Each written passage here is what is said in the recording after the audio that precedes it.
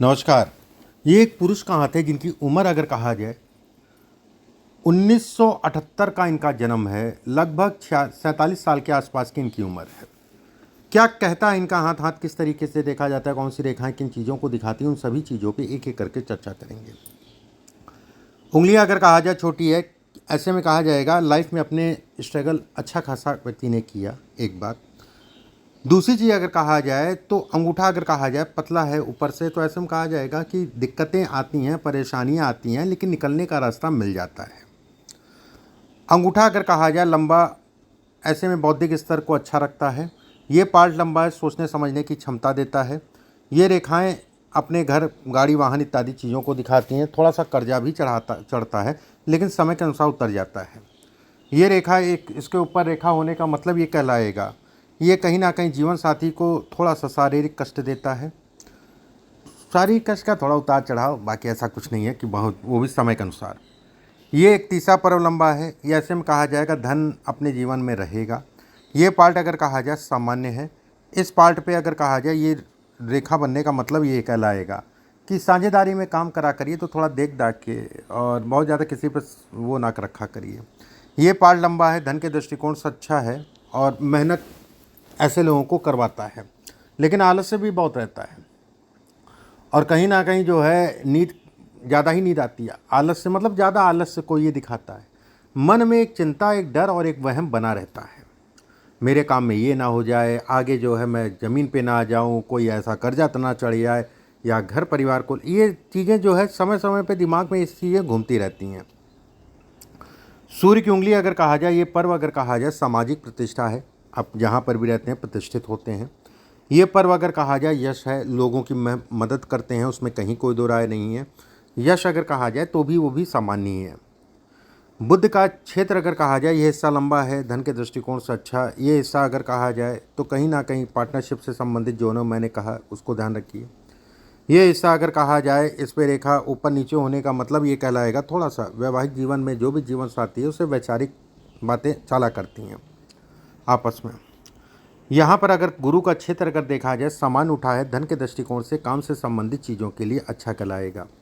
शनि का क्षेत्र सामान उठा है, ऐसे में कहा जाएगा कि ज़मीन, प्रॉपर्टी, मकान, लोहा, हार्डवेयर, खाने पीने से संबंधित काम, ये काम कर सकते हैं। ज़मीन, प्रॉपर्टी, मकान से संबंधित चीज़ों में लाभ ज़्यादा है।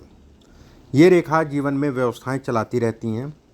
ये रेखा अगर कहा जाए धन के दृष्टिकोण से काम से संबंधित चीज़ों के लिए अच्छी है। एक रेखा है, ऐसे में कहा जाएगा धन व्यवस्थाएं चलती रहेंगी। बुद्ध का क्षेत्र अगर कहा जाए सामान्य उठा है, बुद्ध के क्षेत्र पे छोटी छोटी सी रेखाएं खिंच रही हैं। ये रेखाएं अगर कहा जाए बोल के धन कमाती हैं। बोल के ऐसे लोग धन कमाते हैं, उसमें कहीं कोई दो राय नहीं है। जीवन रेखा अगर कहा जाए सामान्यता ठीक है। ये आयु अगर कहा जाए 58 साल की है, 56 से 58 साल के बीच की आयु। 58 साल की आयु से लेके 64 साल की आयु के बीच में अगर मैं कहूँ तो शरीर स्वास्थ्य अगर कहा जाए तो फ्लक्चुएट करता रहेगा। ठीक है। 5-6 साल अगर कहा जाए तो शारीरिक पीड़ा इस समय पे रहेगी। ये सब रेखाएं अगर कहा जाए तो पॉजिटिव हैं।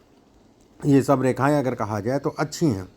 मस्तिष्क रेखा, ये भी अगर मैं कहूँ तो कहीं ना कहीं थोड़ा सा हड़बड़ी देती हैं, जल्दबाजी देती हैं। पहले तो कर जाते हैं जल्दबाजी में, बाद में सोचते हैं अरे यार फालतू में जो है चक्कर में पड़ गया, या फालतू मैंने बोल दिया, या फालतू पैसा लगा दिया। बाद में सोचता आदमी यार फालतू वाला शब्द जो है बाद में आ जाता है। यहाँ से रेखा पत्नी को थोड़ा सा उनके सही स्वास्थ्य में उतार चढ़ाव हल्का फुल्का।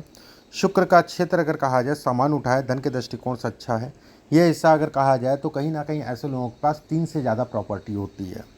3 से ज़्यादा प्रॉपर्टी को दर्शाता है। दोहरे माध्यमों से धन कमाते हैं ऐसे लोग, 2 माध्यमों से धन ऐसे लोग कमाते हैं। चंद्रमा का क्षेत्र अगर कहा जाए सामान्य उठा है। चंद्रमा के क्षेत्र पे अगर कहा जाए रेखा, ये सामाजिक प्रतिष्ठा के लिए बहुत अच्छी रेखा है। सामाजिक प्रतिष्ठा इत्यादि चीज़ों को दिखाता है। समाज में जो है थोड़ा सा अपना अप रहता है। ऐसे लोग अगर कहें तो मौके के हिसाब से अपने आप को ढाल लेते हैं। वाणी थोड़ा सा तेज होती है, लेकिन दिमागी रूप से अगर कहा जाए तो मजबूत होते हैं। कैसे किससे काम निकालना है, कैसे, ये ठीक है। थोड़ा सा वाणी सख्त बोल देते हैं, खड़ा बोल देते हैं, घर परिवार में खड़ा बोल देते हैं, लोगों को बुरा लग जाता है, वाली स्थितियाँ इसमें हैं। ठीक है। और रही इनके साहस, अगर कहा जाए, अगर अपने बुद्धि से अपने साहस को चलाएं, क्योंकि बुद्धि से साहस को चलाते ही ज़्यादातर ऐसे लोग देखे गए हैं। अगर साहस को अपने बुद्धि से चलाएं तो अपने जीवन में बहुत सफल होते हैं, अच्छा खासा सफलता पाते हैं। एक होता है ना कि हड़बड़ाहट नहीं, आपको कोई भी काम करना है तो बुद्धि का प्रयोग करना है, ना कि साहस का प्रयोग करना है। पहले आपको बुद्धि का प्रयोग करना, उसके बाद फिर साहस का प्रयोग करना है। नहीं तो आप उल्टा करते हैं, पहले साहस का प्रयोग करेंगे फिर बाद में बुद्धि का प्रयोग करेंगे, तो पहले तो जो है कर जाएंगे, बाद में सोचेंगे यार कैसे करें कैसे करें कैसे करें, ये वाली स्थिति बनेगी। ये रेखा अगर कहा जाए जमीन प्रॉपर्टी से संबंधित चीज़ों में लाभ को दर्शाती है। ये राहु की रेखा है। राहु के क्षेत्र पर रेखा टूटने का मतलब राहु दूषित, राहु पीड़ित। किसी विद्वान आदमी से ढंग से विधि विधान से, यही अभी पड़ेगा सावन अपनी राहु की शांति ज़रूर करा दीजिएगा। यहाँ पर मछली नुमा आकृति अगर कहा जाए तो विवाह या वैवाहिक जीवन से संबंधित चीज़ों में कलेश कम करती है, चाहे वो कलेश शारीरिक हो चाहे वो मानसिक हो, काफ़ी हद तक उसको जो है कम करती है। ये रेखा अगर कहा जाए व्यवसाय से दृष्टिकोण से अच्छी है, भाग्य रेखा से निकल रही है, ऐसे में कहा जाएगा ये भाग्य का सपोर्ट देती है। ये हिस्सा अगर कहा जाए सामान्यता अच्छा है। वहीं पे ये भी कहा जाएगा कि ये शनि के आसपास जाके फिर गुरु के जा रही है। शनि के आसपास मतलब ये हिस्से पे जो है काफ़ी पास आ गई है, उसके बाद गुरु तक जा रही है। ऐसे में कहा जाएगा ऐसे लोग अगर कहा जाए तो अपनों से परेशान होते हैं। ऐसे लोगों को कभी भी रिश्तेदारी, नातेदारी, घर परिवार, पार्टनरशिप नहीं करनी चाहिए। करते तो बहुत हैं लोगों के लिए, लेकिन उस हिसाब से परिणाम नहीं मिलता। और केवल ऐसे लोगों को अगर मैं कहूँ तो कहीं ना कहीं गुमराह करने वाले लोग ज़्यादा मिलते हैं। कहा नहीं जाता है कि भैया अपनों से ही जो है परेशान है, गैरों की ज़रूरत नहीं है, वाली स्थितियाँ ये पैदा करता है। एक बात, साल 2025-26 अगर कहा जाए तो न्यूट्रल है। इस समय पे योजनाएं बनाने के लिए समय अच्छा है। साल 2027 बढ़िया है, 28 बढ़िया है, 29 बढ़िया है, 30 बढ़िया है, 31 बढ़िया है, 32 बढ़िया है, 33 बढ़िया है। उसके बाद भी ठीक है, कहीं कोई दिक्कत वाली बात नहीं है। सेकंड अगर कहा जाए तो कहीं ना कहीं साल 2027-28 में कुछ ज़मीन प्रॉपर्टी से संबंधित परचेस करेगा व्यक्ति और उसका लाभ भी मिलेगा। मौजूदा समय पे शत्रुओं को लेके व्यक्ति परेशान होगा, मौजूदा समय पे व्यक्ति परेशान होगा। यात्राओं से संबंधित चीज़ों में सावधानी रखनी है। यात्राएं अगर कहा जाए तो इस समय पे ज़्यादा होंगी, जिसके कारण मन भी खट्टा होगा। थर्ड अगर कहा जाए कोई भी नया काम अभी आपको 1.5 साल नहीं शुरू करना है। जो भी आप काम करें उसी को काम करिए, बदलाव मत करिए, इस चीज़ का ध्यान रखिएगा।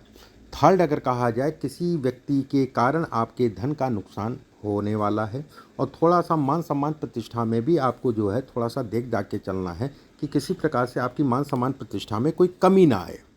साल 2027 से आपका मुख्य रूप से भाग्योदय होगा, उसके बाद पीछे मुड़ के नहीं देखना पड़ेगा। ठीक है, फिर बहुत अच्छा है, कहीं कोई डरने वाली बात नहीं, कहीं कोई चिंता वाली बात नहीं है। कोई भी ज़मीन प्रॉपर्टी आप खरीदें तो कोई भी देखो वाद विवाद किसी भी प्रॉपर्टी पे होगा तो वो कहीं ना कहीं आप सफलता पा जाओगे, उसमें कहीं कोई दो राय नहीं है। इसके बाद अब जैसे ये रेखाएं जो टूटी है ना, ये पितृदोष को भी दिखाती हैं। ठीक है, ये पितृदोष से संबंधित चीज़ों को भी दर्शाती है। एक काम करिएगा, अभी पितृपक्ष पड़ेगा अक्टूबर के आसपास, तो पितृपक्ष में जो है अपनी पितृदोष की शांति करा दीजिएगा किसी विद्वान आदमी से। सेकंड अगर कहा जाए जैसे ये ट्रायंगल बन रहा है, अभी ट्रायंगल ये रेखा काट के गई, इससे एक रेखा मिल गई तो उसका बहुत ज़्यादा फ़ायदा नहीं मिल रहा है। लेकिन यहाँ पर जो ट्रायंगल बन रहा है, ऐसे में कहा जाएगा कि बचपने में मरते मरते आप बचे होंगे, अगर माता पिता बताते हैं तो याद है आपको, तो ये आपको जो है आयु से संबंधित दोषों को ख़त्म कर रहा है एक बार। दूसरी चीज़ ये भी कहा जाता है इस ट्रायंगल बनने का मतलब ये है आपके शरीर स्वास्थ्य को सपोर्ट कर रहा है, सपोर्टिंग कहलाता है शरीर स्वास्थ्य से संबंधित चीज़ों में। चलिए आपके अब प्रश्नों को ले लेते हैं। बिजनेस मुनाफा और नुकसान वो मैंने बताया आपको। स्वास्थ्य की बात की, स्वास्थ्य में भी देखो ऐसा है ना, आपको हमेशा अपने बीपी का ध्यान रखना है। इसमें बीपी 100% होगा, शुगर भी हो सकती है, ठीक है, उसमें कहीं कोई दो राय नहीं है। चीनी वीनी का सेवन कम करना है। सेकंड इसमें अगर कहा जाए पारिवारिक शांति, वो मैंने बात की। आयु से संबंधित, देखो आयु से संबंधित कोई ऐसा दोष नहीं दिखाई दे रहा है, पूर्ण आयु है। जीवन में कोई विशेष बात वो मैं अभी बताया भी और बताऊंगा भी।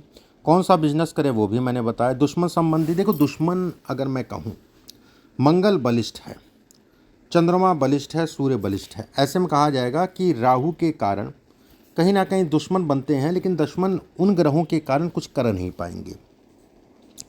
बच्चे व पत्नी से संबंधित बात बताई। रुका हुआ धन, अब देखो रुका हुआ धन इस समय पे ये बड़ा तनाव देगा, तो मैं कुछ उपाय आपको लिख के भेजूंगा, उसको करना। बस एक चीज़ का ध्यान रखना, साल 2025 और 26 और 27 आधा, ये कर्ज देना मत किसी को भी, 1 रुपया नहीं तो वापस नहीं मिलेगा। और कर्ज से संबंधित चीज़ों में परेशान होगे, चाहे कर्ज चढ़ा हुआ है या फिर लेते हो, तो कर्ज लेने से भी परहेज करना और किसी को देने से भी परहेज करना, नहीं तो परेशान होगे बहुत ज़्यादा। इस चीज़ का ध्यान रखना। इसके बाद आपने संपत्ति ठीक है, उस पर बात की। ये तो हो गई आपके प्रश्न। इसके बाद अगर मैं कहूँ, जैसे मैंने बताया आपको कि 29 से फिर बढ़िया समय है, या 27 से फिर बढ़िया समय, फिर पीछे मुड़ के आपको नहीं देखना पड़ेगा, ठीक है। और सेकंड अगर कहा जाए तो थोड़ा सा साल 2031 और 32 का पीरियड पत्नी के लिए डिस्टर्ब करेगा, पत्नी के शरीर स्वास्थ्य के लिए डिस्टर्ब करेगा। उनको जो है उनका सही स्वास्थ्य का ध्यान रखने की आवश्यकता है। वो पीरियड उनके लिए, उनके शरीर स्वास्थ्य से संबंधित चीज़ों के लिए डिस्टर्बेंस उत्पन्न करेगा, तो थोड़ा सा देख दाख के चलिएगा। बाकी धन की बात करें, काम की बात करें, वो सब सामान्य हैं। कुछ उपाय ज़रूर मैं आपको भेजूँगा, उन उपायों को ज़रूर करिएगा। अभी के लिए बस इतना ही। नमस्कार।